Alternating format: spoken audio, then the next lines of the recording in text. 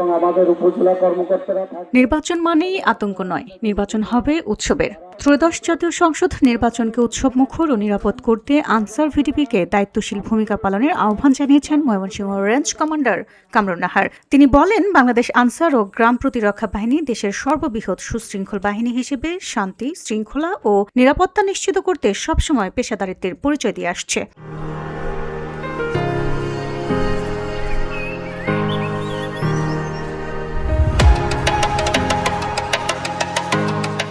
নেত্রকোনায় অবাধ ও সুষ্ঠু নির্বাচন নিশ্চিত করতে ৮,৭৮৮ জন আনসার ভিডিপি সদস্য মোতায়েন করা হয়েছে। সোমবার দুপুরে নেত্রকোনা সরকারি কলেজ মাঠে নির্বাচনী প্রস্তুতিমূলক সমাবেশে প্রধান অতিথির বক্তব্যে তিনি এসব কথা বলেন। এ সময় উপস্থিত ছিলেন জেলা আনসার কমান্ডার মোহাম্মদ জিন্নাতুল ইসলাম সহ অন্যান্য কর্মকর্তাবৃন্দ। ভিওটি বাংলা নিউজ ডেস্ক।